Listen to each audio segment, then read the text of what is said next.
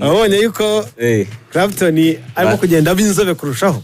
Oya inzobe se buriya rega amafunguro abantu bakoresha atuma inzobe biterwa na yari umuntu arayatuma umuntu uruhu rucya cyane kurushaho.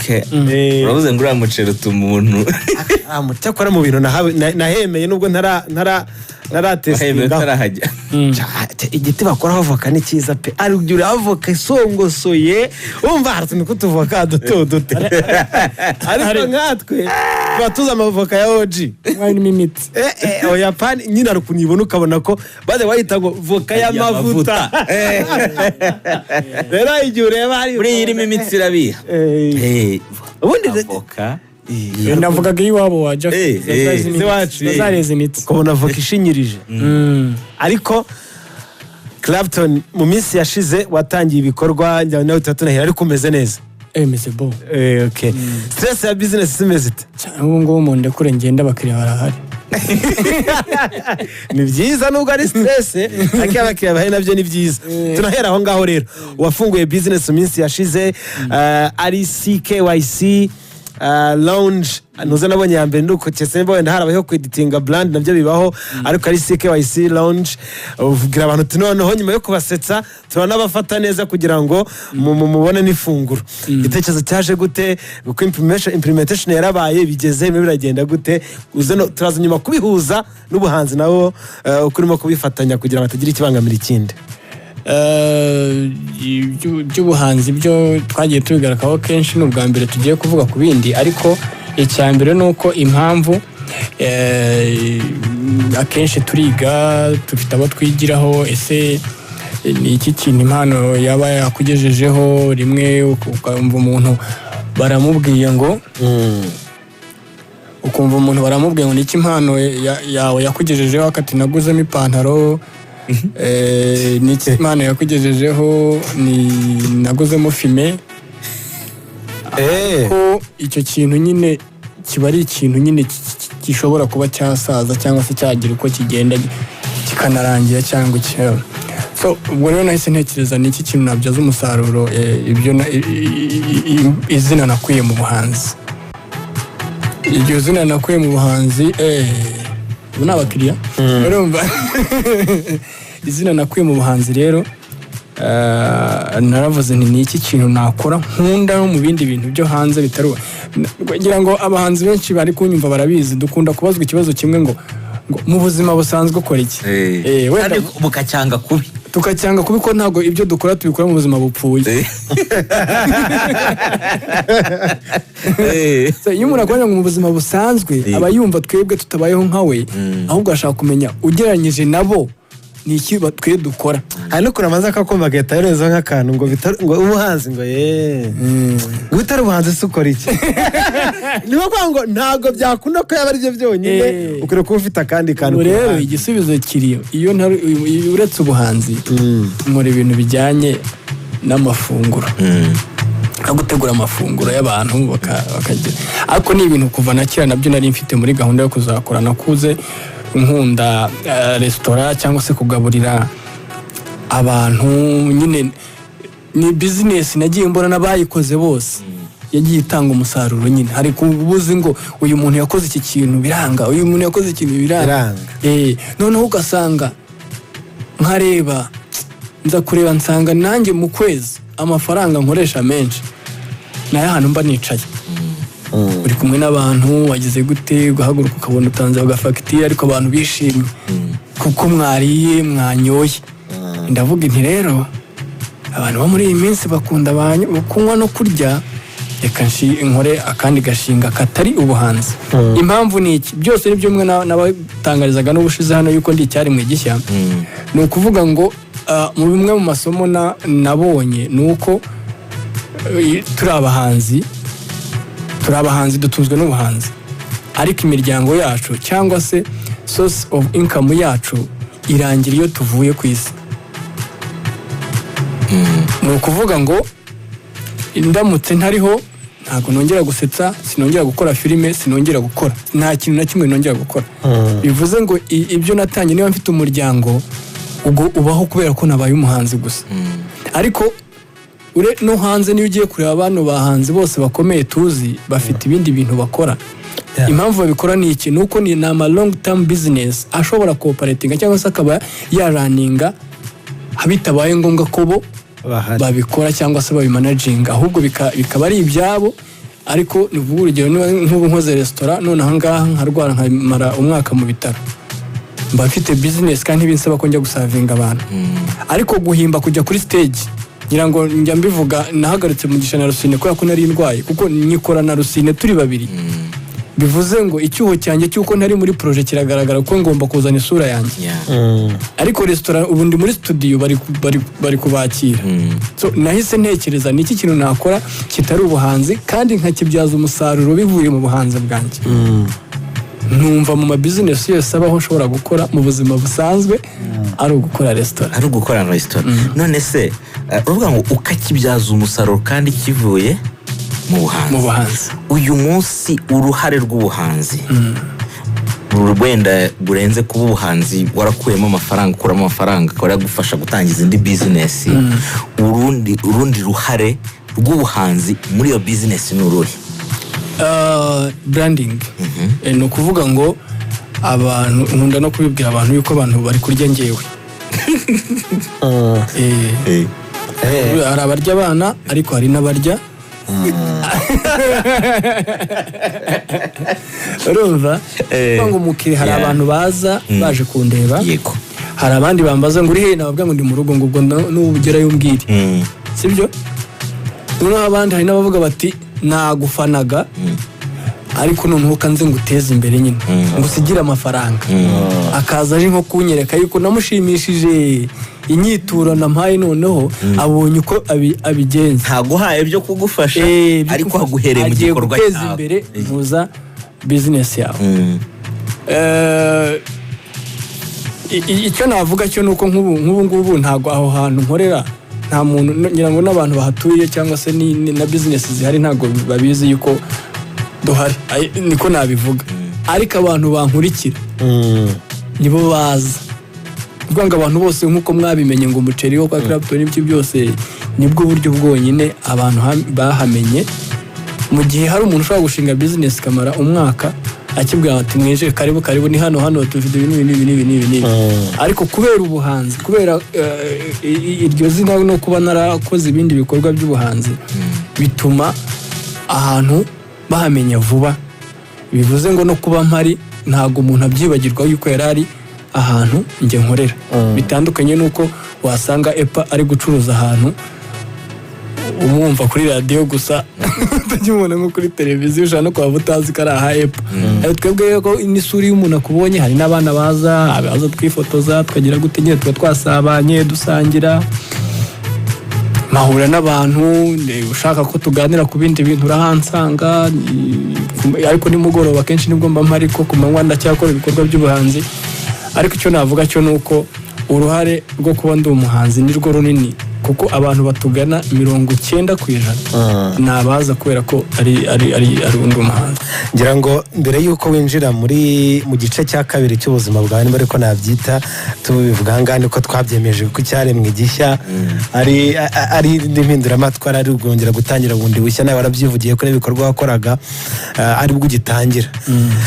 Nyuma yo gutangira gukora iyo business wasanze wari waratinze, ubwo ndagendera kuri experience none ahangaha wenda ubwo ni feedback wabonye uko umaze kubona birimo kugenda, wasanze wake waratangiye mbere cyangwa wenda uracyareba ibyo ari byo ntabwo uranamenya nimba koko warasanze bya bintu ari ibyawe?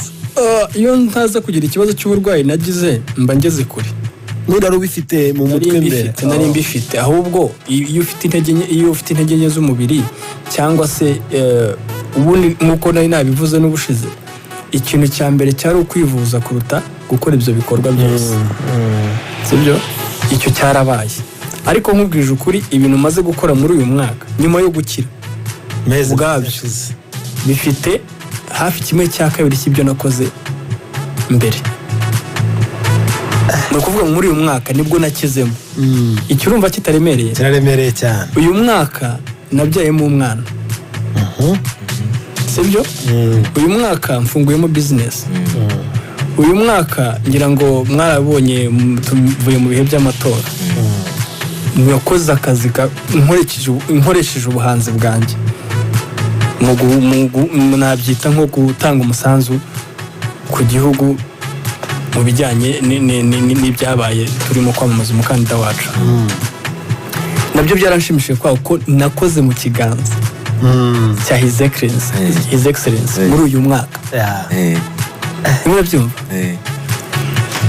uyu mwaka amuvingira ngo wenda hari n'izindi icyaremwe gishya nshyashya uyu mwaka nahayemo umudamu wanjye imodoka n'ibindi ntavuga ko mu itangazamakuru byinshi ariko uyu mwaka ni blessing kuva nkize nyine ibintu byose kuvuga ngo imbaraga nakoreshaga mbere zari imbaraga madamu wanjye niwe uvuga ngo nakoze ibyo ntakabaye narakoze nakoresheje imbaraga nyinshi cyane ntari mfite mbere ko Japhet warabizi twarakoranye ari undi muntu yari kuryama akabyihorera kuko ngewe mfite amasene na kimwe ndi kwa muganga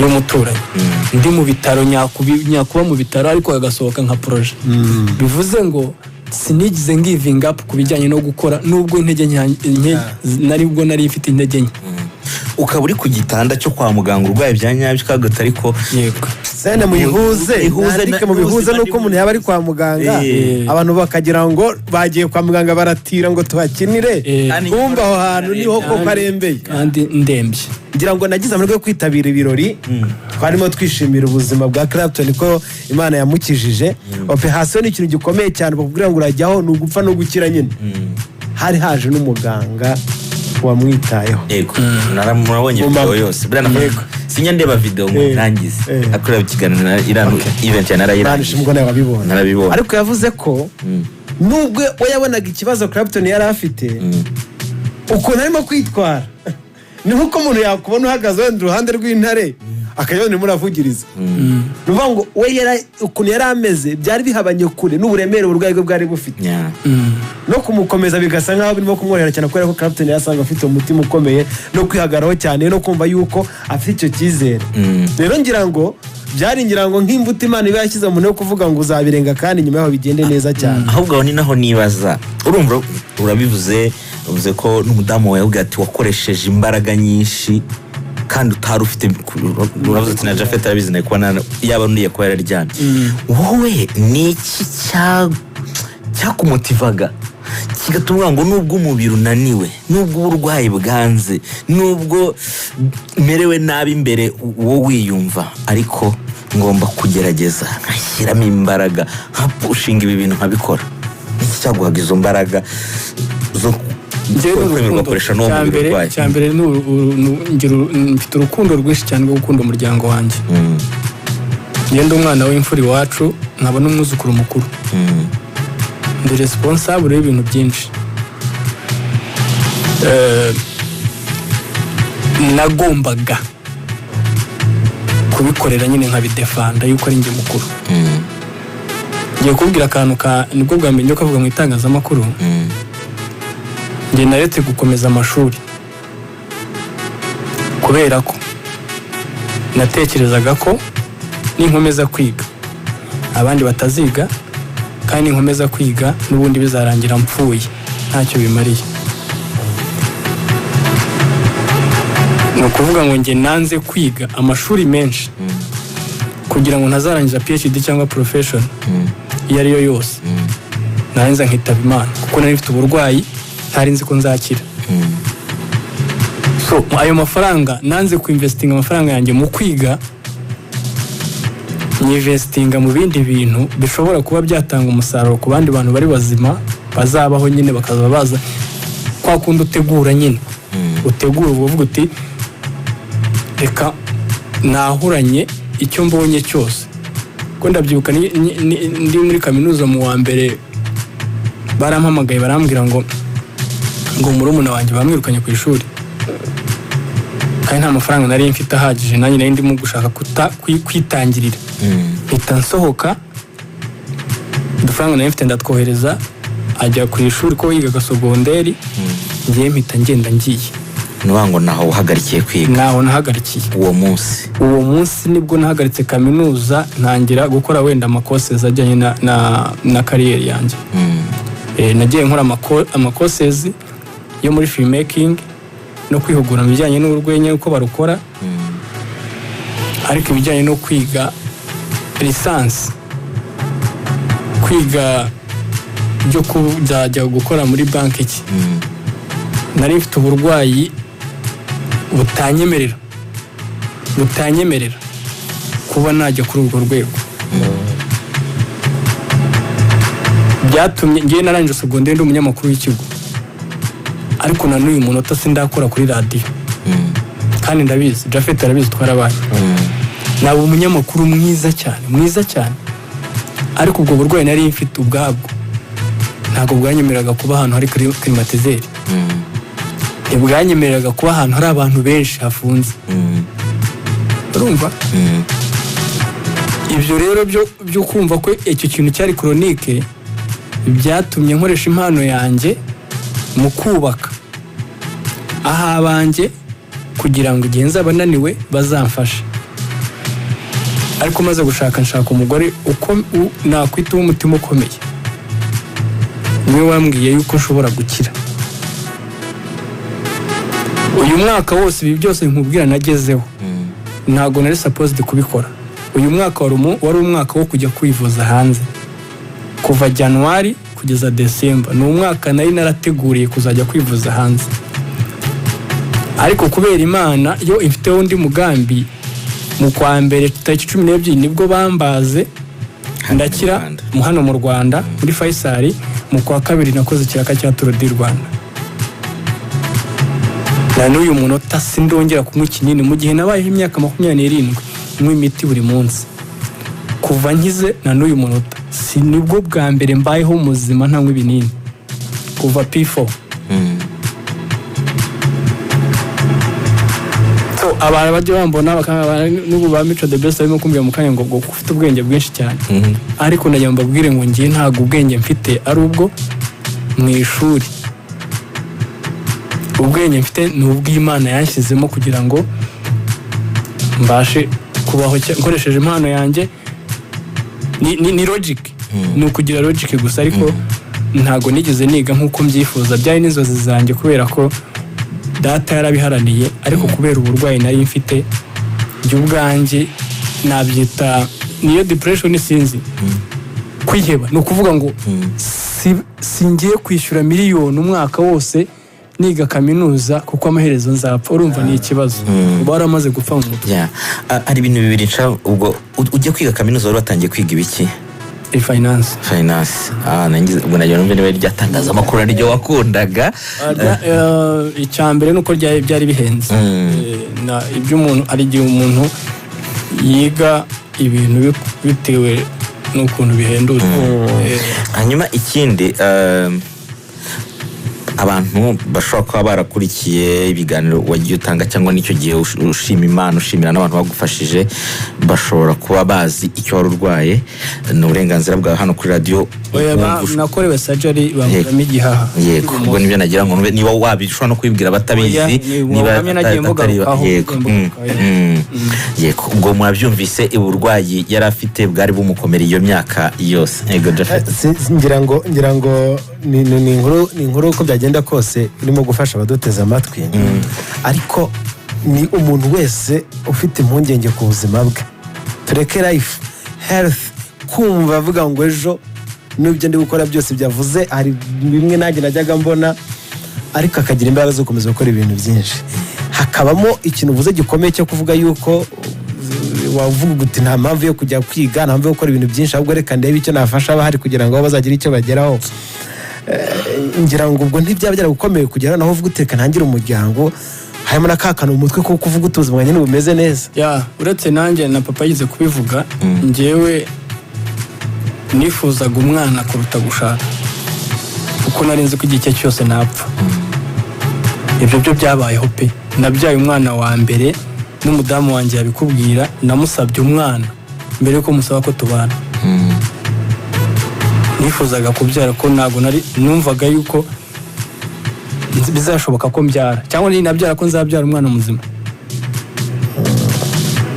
Ikindi kugira ngo Ramjane wabahereza ubwo buhamya, kuva Ramjane agiye hanze muri Amerika yagiye pushinga inshuro nyinshi kugira ngo njye hanze, na n'uyu munota sinigize na rimwe njya mu gihugu i Burayi no muri Amerika.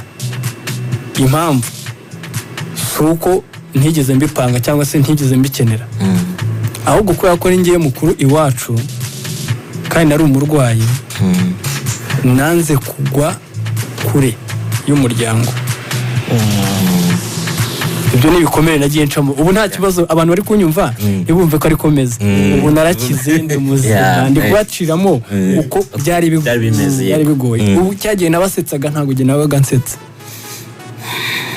Urumva sinigize njya hanze, bagiye Ramjane ari kuvuga nagiye mbona ama invitation menshi yo kujya hanze, ariko nkavuga nti nk'ubu ngiye hanze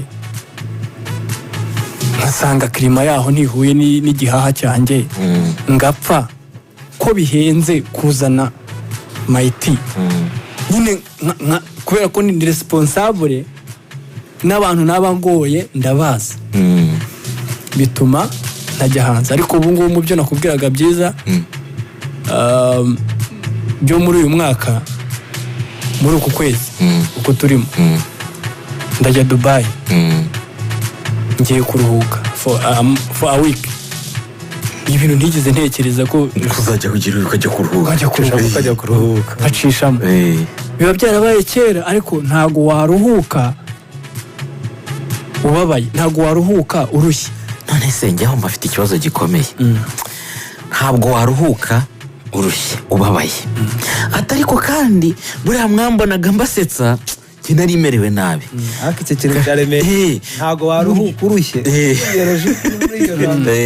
None ariko uti njye nabasetsaga mbabaye, agahinda ari kenshi, nihebye nzi ko ejo nzitahira kabitohesho. Donc kugira ngo kereye inzenyu, himbe inzenya, ujye kuri stage, ujye filime usetsa abantu, cyane cyane nko kuri stage usetsa abantu, ukora ibiki, ariko mu mutima wowe ubizi neza ko agahinda kakwishe, kagahinda ubizi neza ko ufite ubwoba bw'ahazaza. Bira bintu wabigenza gute ko numva ari intambara ikomeye? Nabihishe muri muntu wese kugeza nabo tubana, kubera ko ni ngewe wari inkomezi zabo,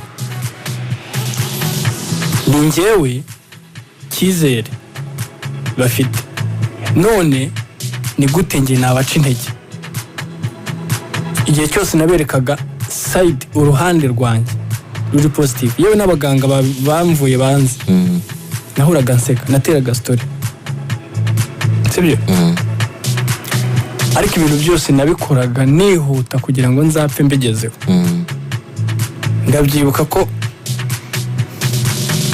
ntago njya mbivuga, ngewe sinjya mvuga story za success zanjye, kubera ko benshi bayifata nko kwiyemera, ariko ndi gutanga